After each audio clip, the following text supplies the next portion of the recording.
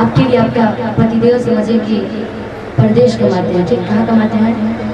परदेश, ठीक? इतना याद रखिएगा। आइए लीजिएगा, अब दो लगा लीजिए।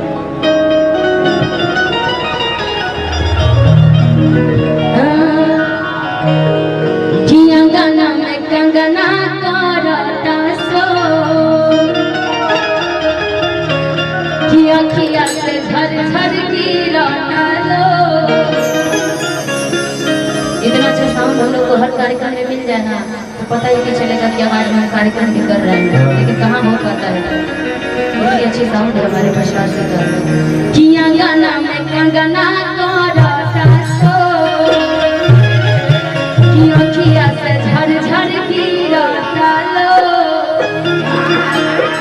छपरा सीमन हो के जाले, छपरा सीमन हो के जाले ना जाले, ठीक है? इतना ध्यान रखिएगा कि छपरा सीमन हो के बोला मत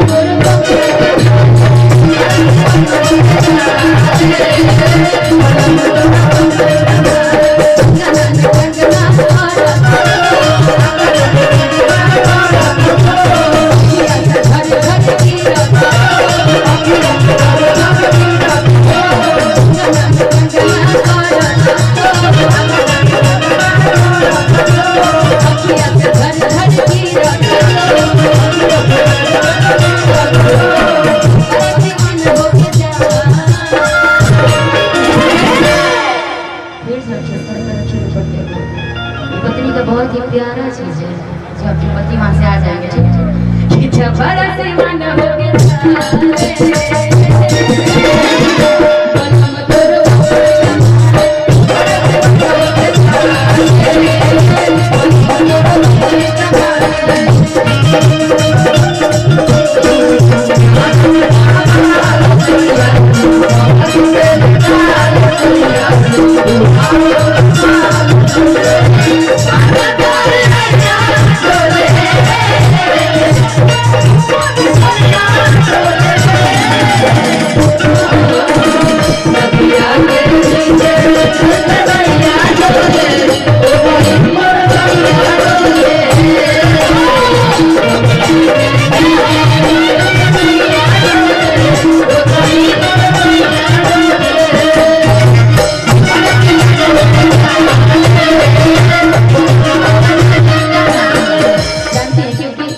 बक्सर आना होता है, शहर को आना होता है।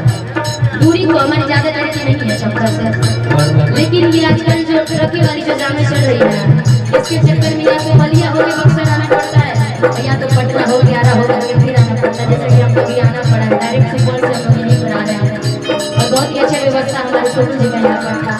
ये देख करके बहुत ही अच्छा लगा और इतनी अच्छी उन्होंने यहाँ पे डेकोरेशन किया है, इतनी अच्छी यहाँ पे व्यवस्था, सारे लोगों को इतना प्यार मोहब्बत देते हैं। हमेशा माता रानी से ही कामना है कि हमेशा वो मुस्कुराते रहे और हमेशा सबके दिलों पे राज करते रहे जैसे करते आए हैं। आंगन में कंगना